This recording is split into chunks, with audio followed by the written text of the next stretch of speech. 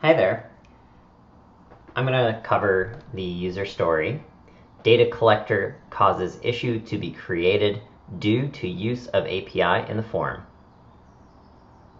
This is distinct from the other user story where a data collector could cause an issue to be created from a discrepancy if logic. So this is a second way and a possibly more flexible way to create issues in forms. It could be in an on change, it could be in an on open, it could be in an on submit. In this one, we'll see that we have the issue being created in the on submit of a form.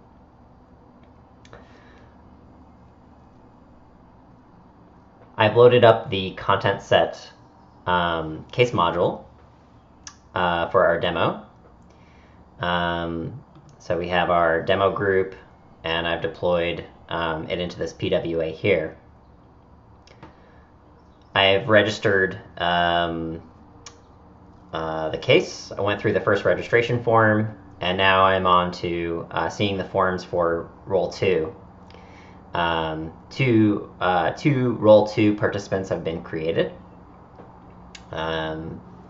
And so assigned to them as a required form is this data collector causes issue to be created due to use of API in the form, and that is the form that will do as it says.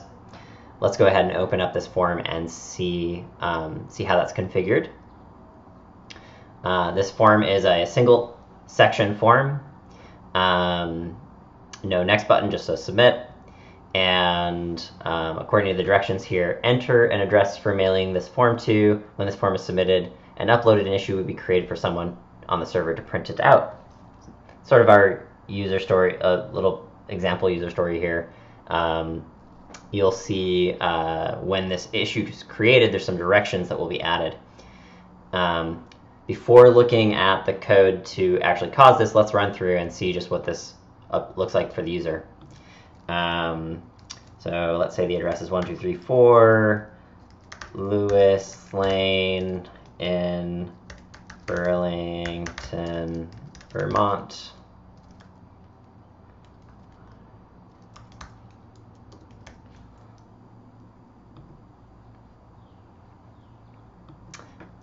So there's not currently anything that you see indicating that an issue was created on the client, but if we sync this up, and then over in editor, we go to data and issues. We have a new issue that's been created and uploaded from this device. Open it up. And we have some directions in here. Please print this form and mail it. Okay, and then it was opened by the user. Actually, I'm logged in as admin, so you see admin here. See details in the form for address. Okay, so I look at the current revision, and okay, I see the address. I can go to the form here and see it. We have a print option here. There's actually a second view for this, a template for this form. In a separate video, we can cover templates for forms. And I can then click the print button and print it out here.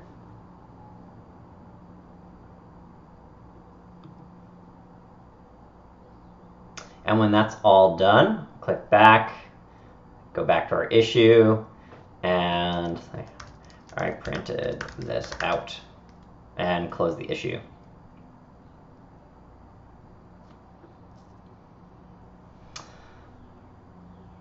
So in the example that I just ran through, we didn't do any modifications of the form. We're just using issues to provide some instructions to, some flags of things to do, given a form was filled out on a tablet.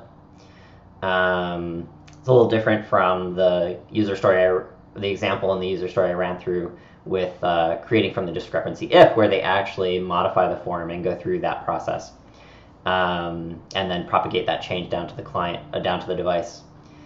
So let's see how this was configured. to happen, to work. Some things that you'll note that were different from the discrepancy if is we have this custom title for the issue. It doesn't just say discrepancy detected on form X. We actually have like a title of the issue that is custom according to, you'll see the API usage we're doing, and then also a description in the issue. So that is done. Let's back up and go back to that form. This one here. And open it up. And let's inspect this. And look for the Tangy form element. So we can see that in this Tangy form,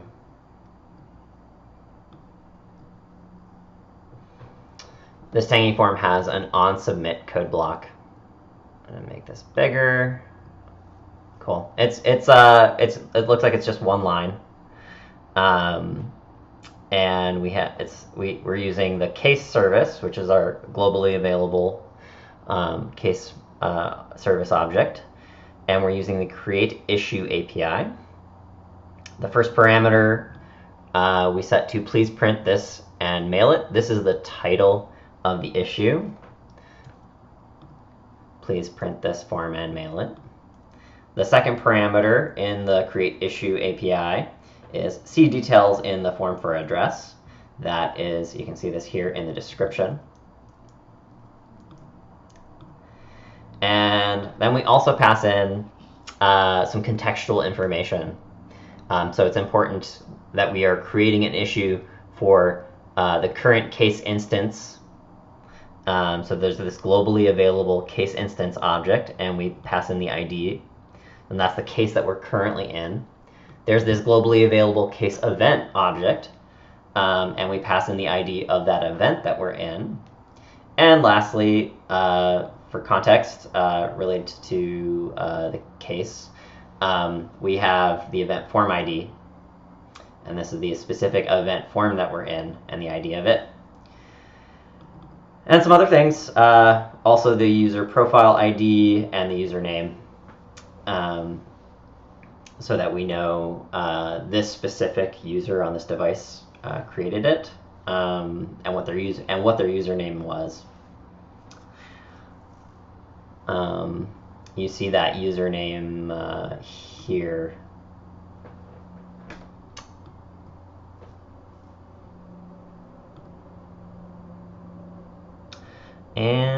And that's it. So yeah, you run this create issue on submit, and that's what created it. Creates an issue record in the database on the device. So when you then go to sync and upload, that issue record goes up to the server, and then you can see it on the server and respond to it and close it. So for example, now if I go to data and issues, because I closed it, there's no issues. I could search and show closed issues and see it again. I think that about wraps this demo up. Thanks for watching.